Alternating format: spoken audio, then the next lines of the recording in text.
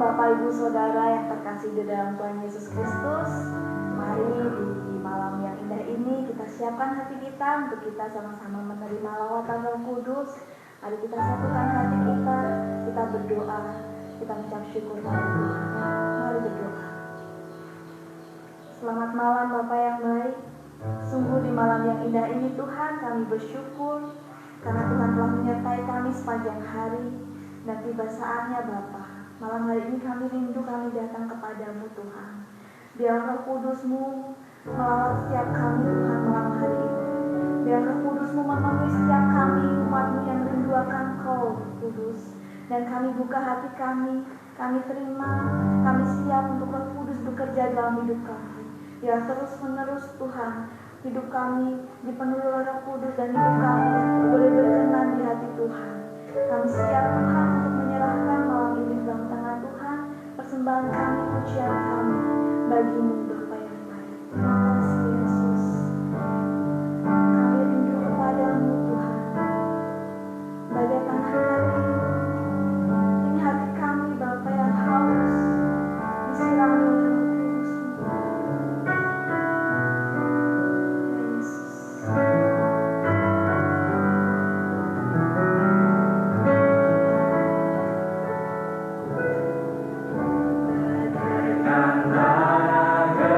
Negeri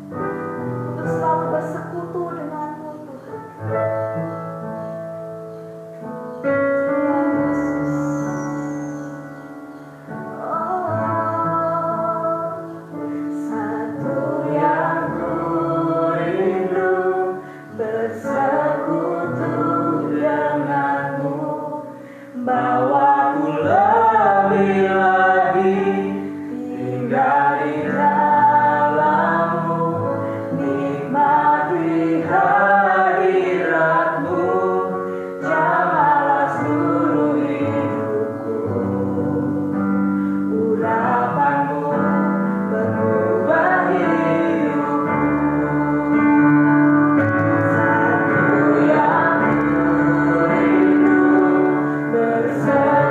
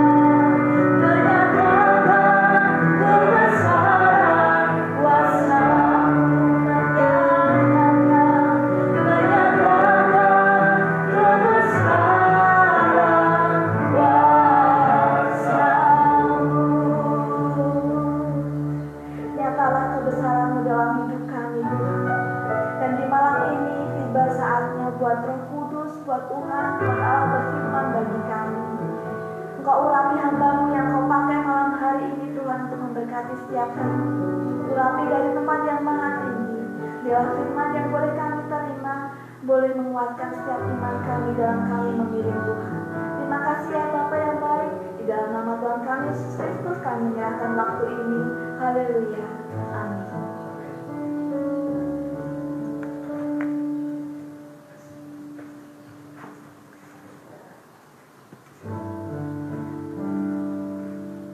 Ya, salam Bapak Ibu dan juga setiap rekan-rekan yang tergabung di live Facebook ini.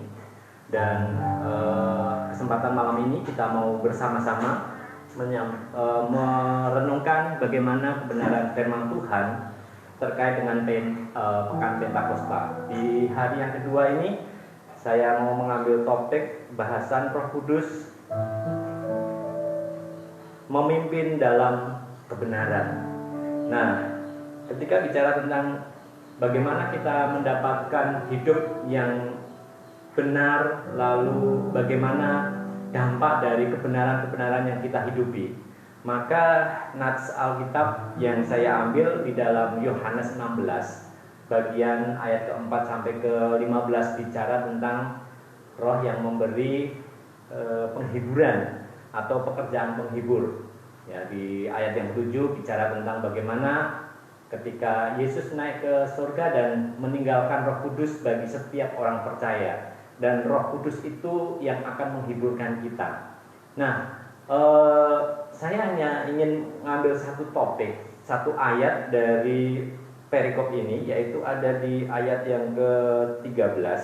Saya baca untuk Bapak Ibu dan juga jemaat yang kami kasihi.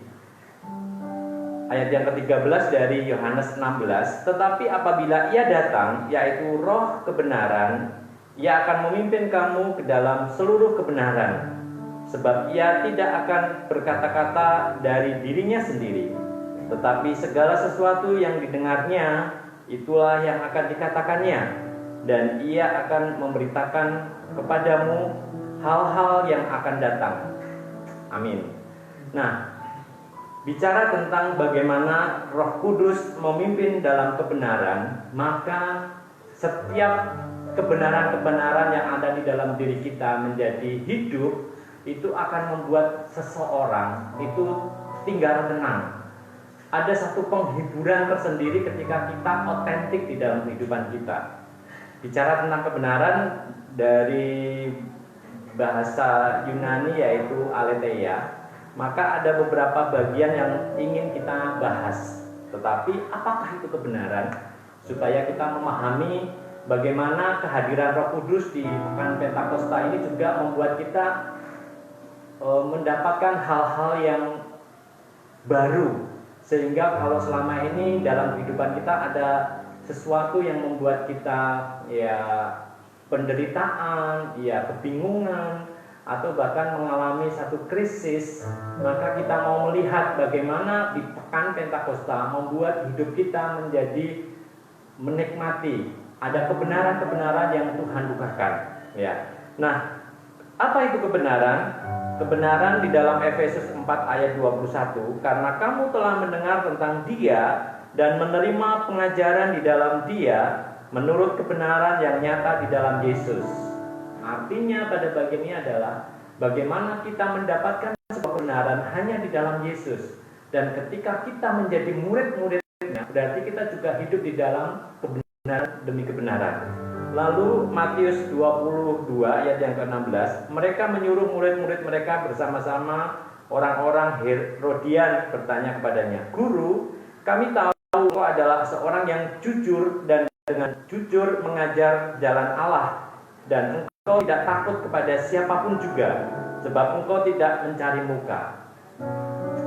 Satu kebenaran yang kita akan buka di dalam kehidupan kita adalah pada bagian ini, betapa banyaknya orang terjerat, terbelenggu karena hidup dalam ketakutan. Dan kuncinya adalah karena kita tidak menghidupi kebenaran-kebenaran. Nah, bicara sedikit tentang belenggu ketakutan. Kenapa orang jatuh kepada hutang? Kenapa orang jatuh kepada satu mekanisme untuk menutup kelemahan-kelemahan kita? Karena takut ada sesuatu yang orang lihat dari kehidupan yang nyata. Berapa banyak, mungkin bukan orang lain, tetapi diri kita seringkali menggunakan topeng. Topeng-topeng yang dianggap bagi orang lain itu satu kebenaran. Padahal kita menggunakan topeng-topeng itu karena ada satu ketakutan. Kita menjadi terbelenggu. Dan malam ini di Pekan Pentakosta ini, mari kita membuka semua topeng-topeng yang selama ini menjerat, selama ini membelenggu kita. Misalnya, kita hidup dalam satu topeng mekanisme, di mana ketika ada sesuatu yang seharusnya kita bisa bicara, kita menjadi tidak bisa berbicara. Harusnya kita sebagai, ya karena Pekan Pentakosta ini sebagai bagian dari kehidupan keluarga, family, bagaimana orang tua seharusnya bisa menegur anak dengan baik. Menegur bukan berarti dengan kata-kata yang keras dan kasar, tapi menegur dengan bijak. Tapi berapa banyak di antara orang tua tidak berani menegur anaknya, takut anaknya marah, takut anaknya nanti memberontak, takut anaknya nanti mutung. Dan hal itu membuat kita terbelenggu. Kita tidak bisa menyuarakan kebenaran. Ya, kita bilang kalau mungkin satu waktu ada masalah terkait dengan keuangan, mungkin satu waktu ada masalah terkait dengan moral, mungkin satu waktu kita ada masalah terkait dengan etika. Tapi bagaimana sebagai orang percaya, bagaimana sebagai orang tua, ini harus saya sampaikan kepada anak saya harus bicara karena ini sebagai tanggung jawab. Tetapi berapa banyak di antara kita pun merasa gak nyaman, takut ditolak, takut nanti menjadi konflik. Nah, kebenaran yang Yesus nyatakan adalah Dia berbicara apa adanya. Saya beberapa kali juga bicara, misalkan baru beberapa hari yang lalu dan hari ini saya bicara kepada anak saya, kita sedang belajar tentang disiplin. Ya, disiplin waktu, ya disiplin penggunaan handphone, ya disiplin penggunaan wifi atau kuota. Salah satunya apa? Supaya kita tidak terjerat pada handphone itu, atau hal-hal yang seringkali membuat kita menjadi kehilangan relasi, asik dengan smartphone-nya masing-masing. Dan mungkin waktu saya bicara begitu, anak saya agak nggak senang. Dia sudah mulai pasang muka. Tetapi waktu saya nyatakan bahwa ini penting buat anak saya dan ini penting buat keluarga kami, maka hal itu akan menjadi sebuah habit yang baru. Saya nyatakan ada kebenaran yang harus kita terus-menerus lakukan. Nah, ketika bicara aletheia atau kebenaran, maka kebenaran itu berlawanan dengan kebohongan atau kepalsuan.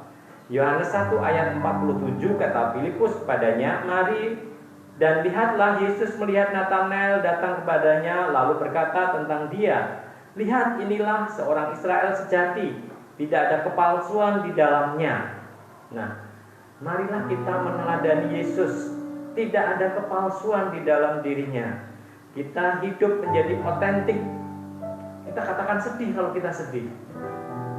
Berapa banyak kita kadang-kadang di dalam mengambil waktu untuk berdoa, mengakui semua perasaan-perasaan. Kok kayaknya jadi bukan orang Kristen deh kalau saya mengatakan, Tuhan saya marah kepada anak saya, Tuhan saya marah kepada tetangga saya, Tuhan saya sedih, Tuhan saya bingung. Kok kayaknya gak punya iman, Tuhan bagaimana masa depan saya?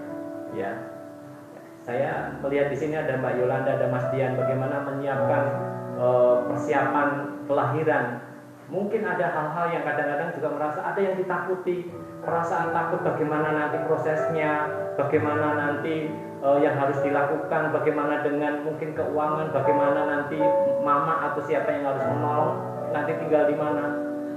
Hal-hal itu yang harus kita akui di hadapan Tuhan supaya kita memiliki satu kebenaran yang memerdekakan dari kebohongan atau kepalsuan. Dan saya singgung, beberapa situasi kita menjadi takut dan tidak nyaman untuk mengungkapkan, kok kayaknya jadi bukan orang Kristen deh. Kita belajar bagaimana Daud mengakui setiap kesulitan-kesulitan hidupnya, bagaimana Yesus pun juga mengakui di dalam kegentaran-kegentarannya. Jadi apa yang kita khawatirkan, apa yang kita takuti, apa yang kita cemaskan, kalau kita nggak akui di hadapan Tuhan, maka Roh Kudus akan berasa tidak menjadi rasa karena kita nggak bisa membuka itu. kebenaran yang memerdekakan malam ini bagi kita adalah ketika kita hidup apa adanya. Ya sekarang apa yang ada kita nikmati. Harus menyiapkan atau memisahkan ini uang yang harus saya persiapkan untuk masa depan. Ya, itu hal yang sederhana. Ada hal-hal yang harus kita komunikasikan, apalagi di dalam keluarga suami istri. Jangan sampai suami berpikir sendiri, istri berpikir sendiri, lalu tiba saatnya ada masalah, kamu sih. Nah, bagaimana kita bisa ungkapkan kebenaran-kebenaran itu dan kita tidak ada lagi kepalsuan. Ya, berapa banyak kalau kita melihat media sosial, seringkali stories atau feed atau status, kita seperti sedang makan enak di satu tempat, kita seperti sedang bahagia, selfie, padahal ada hal-hal yang sedang disembunyikan di dalam kehidupan kita. Kita akan lebih nyaman menjadi orang yang otentik. Ya, kalau aku marah, aku katakan, saya bicara kepada anak saya marah karena kamu nggak berlaku tertib hari ini. Dan dia ngerti kalau saya marah. Tidak harus saya mengungkapkan kemarahan dengan mendobrak meja atau dengan suara yang keras. Saya bilang saya marah, saya sedih kenapa kita nggak bisa lakukan tujuan kita hari ini. Apa yang kita bisa evaluasi? Bagi kami itu hal yang lebih penting daripada kami harus diam dan dia nggak memahami perasaan saya. Saya pun juga akhirnya nggak bisa memahami perasaan orang di sekitar saya, baik istri saya maupun anak saya. Kita tampil kebenaran-kebenaran di dalam diri kita dan kita suarakan itu. Saya senang. Nah, hal positif juga harus berimbang. Saya senang hari ini walaupun hanya makan apa adanya kita happy. Saya senang hari ini 2 jam kamu nggak menggunakan smartphone dan kita bisa ngobrol ke sana ke sini. Kita senang hari ini walaupun kita perjalanan ya sedikit jauh tetapi asik juga dalam perjalanan kita. Ya. Ada hal-hal yang baik, situasi yang tidak baik pun kita juga perlu suarakan. Pertama kita suarakan di hadapan Allah pastinya dalam doa. Karena Roh Kudus penghibur akan membuka ketika tidak ada atau ada kebohongan atau kepalsuan. Kebenaran bertentangan dengan kepura-puraan. Roma 12 ayat yang 9, hendaklah kasih itu jangan pura-pura. Jauhilah yang jahat dan lakukanlah yang baik. Apa yang seringkali membuat kita pura-pura? Pura-pura baik. Betapa susahnya saya ketemu dengan seseorang yang dia pura-pura baik, sebenarnya enggak terlalu baik. Satu kali terjebak pada situasi yang kalut dan dia susah mengatakan itu. Kenapa? Karena kalau saya bicara yang sebenarnya mungkin dia akan menjadi marah, tetapi itu akan membuat dia menjadi terganggu perasaannya. Jadi waktu saya ngobrol, kenapa nggak mengatakan bahwa saya nggak punya apa yang kamu pikirkan, saya nggak bisa melakukan apa yang kamu harapkan. Waduh, nanti nggak enak om kalau saya harus ngomong begitu. Ya, kenapa harus nggak enak? Kita harus otentik, kita nggak perlu pura-pura bisa memberi padahal ternyata bukan uang kita, pura-pura bisa berbagi ternyata itu harus banyak menguras atau mengambil bagian-bagian yang seharusnya bukan itu, atau pura-pura justru tidak punya uang karena merasa daripada nanti jadi pusing, ya bukan itu juga ya.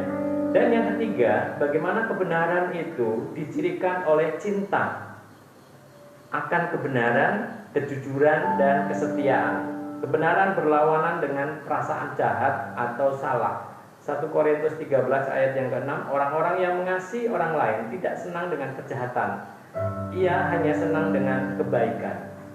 Roh Kudus memimpin kita kepada kebenaran dan kita menjadi betul-betul punya kasih yang tulus.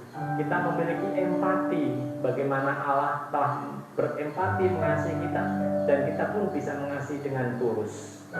Baik, saya rasa pada bagian akhir dari malam ini di mana saya kembali baca ayat kita, tetapi apabila ia datang, yaitu Roh kebenaran, ia akan memimpin kamu ke dalam seluruh kebenaran.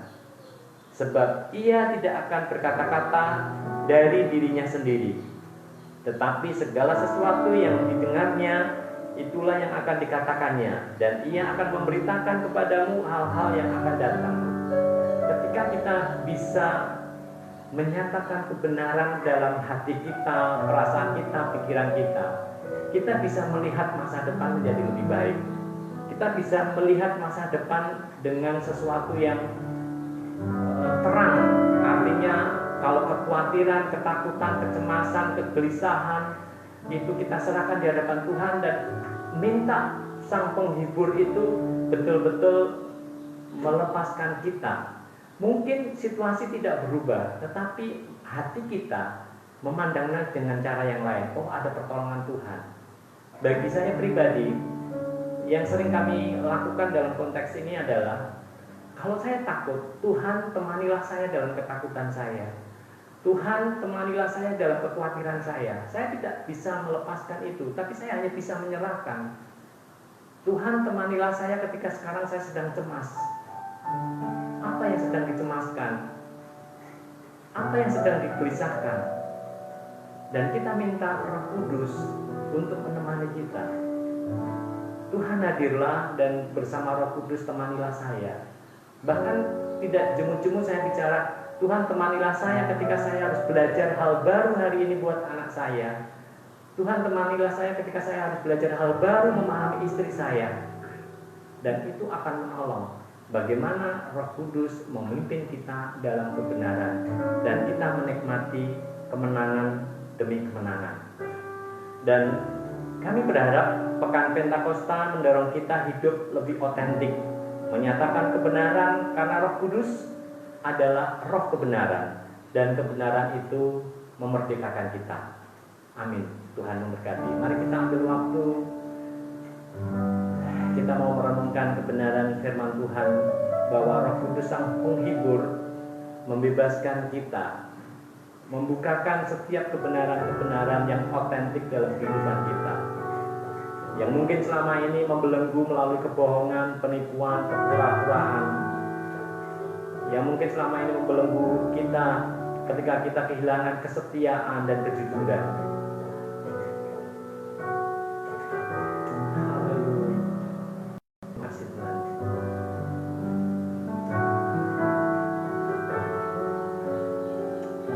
Roh Kudus hadirlah, temanilah dalam setiap Aletheia Tirta Kencana. Oh haleluya. Roh Kudus kau hadir di sini. Roh Kudus yang akan memberikan penghiburan yang sejati ketika kita mempercayai Kristus sebagai Tuhan Juru Selamat. Allah memberikan Roh Kudus. Mari kita pujikan pujian ini bersama-sama. Roh Kudus kau hadir di sini. Roh Kudus kau hadir di sini.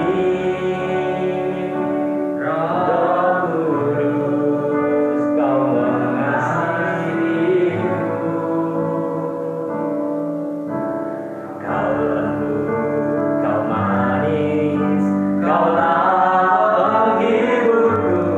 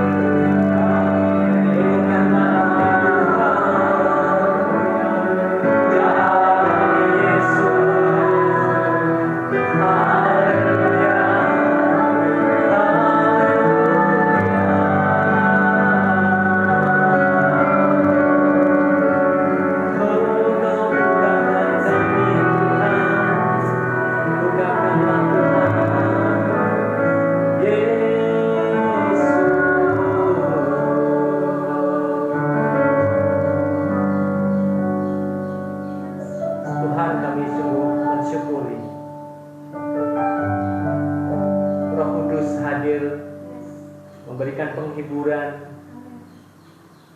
memerdekakan kami, memimpin kami ke dalam kebenaran, dan kebenaran yang membebaskan kami.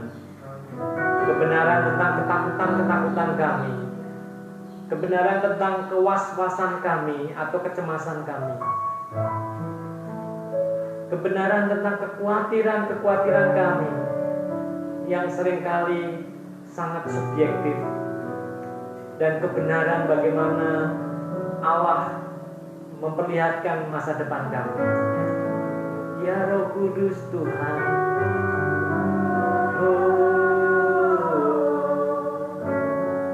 jamalah kami setiap jemaat-Mu di GBI Aletheia Tirta Kencana yang hari-hari ini sedang di dalam pergumulan. Ada satu ketakutan, ada satu kebohongan yang seringkali kami kehilangan kemerdekaan.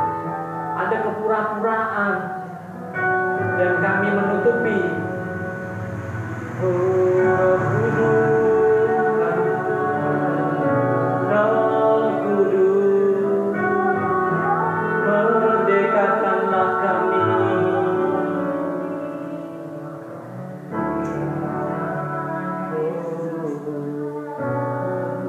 Temanilah kami Tuhan.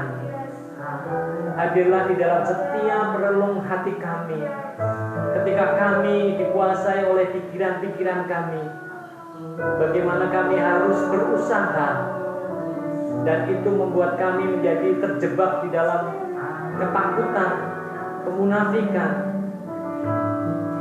Bahkan nyatakan kasih-Mu Tuhan. Bagaimana kami mengasihi orang-orang yang seharusnya kami kasihi. Bukakanlah juga di dalam setiap bagian hidup kami, kalau ada kebohongan di dalam diri kami yang kami percayai selama ini. Memang kami layak untuk disakiti, memang kami layak untuk mengalami penderitaan. Bukakanlah itu Tuhan, kalau kami selama ini mata hati kami tertutup oleh kebohongan-kebohongan itu. Bukakanlah hari ini Tuhan, bahwa Engkau Allah yang menerima kami abadannya. Engkau yang penuh kasih dan menemani kami. Kalau kami pun harus melewati konsekuensi kehidupan kami, temanilah kami Tuhan, karena kuk yang Engkau pasang di dalam hidup kami itu membuat hidup kami menjadi tenang, menjadi ringan. Hadirlah Tuhan di dalam seluruh kepenuhan kehidupan kami di pekan Pentakosta ini. Terima kasih Tuhan. Terima kasih Tuhan. Roh Kudus, Kau hadir di sini.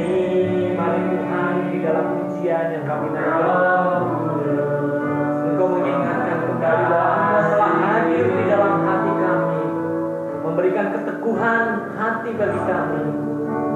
Kau manis, Kaulah penghiburku, penolongku, diutus Bapa-Ku. Roh Kudus, Kau hadir di sini. Roh Kudus, Kau hadir di sini. Roh Kudus, Kau mengasihiku. Dalam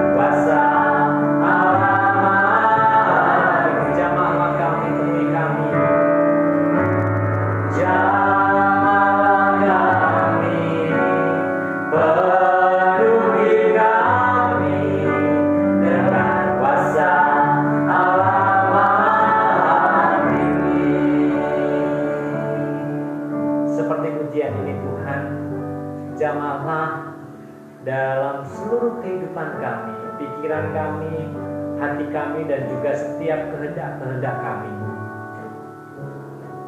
Penuhilah kami Tuhan, sehingga Sang Penghibur itu terus menghiburkan di dalam kehidupan kami, dan Roh Kudus memimpin kami ke dalam setiap kebenaran. Kebenaran ketika kami memutuskan, kebenaran ketika kami mendoakan, kebenaran ketika kami menyerahkan setiap pergumulan-pergumulan kami. Hadirlah Tuhan kepada kami semua yang mengikuti live streaming, dan juga setiap jemaat-Mu GBI Aletheia Tirta Kencana di dalam setiap pergumulan-pergumulannya Tuhan. Merdekakanlah kami Tuhan dalam setiap kebenaran-kebenaran, seperti Engkau menjadi teladan hidup kami. Tolonglah kami kalau kami pun harus memulai yang baru, untuk melepaskan setiap tipuan si jahat di dalam batin kami atau pikiran kami, supaya kami bisa melihat bagaimana kebenaran-Mu menolong kami. Di dalam nama Tuhan Yesus, berkatilah kami semua. Amin. Tuhan memberkati.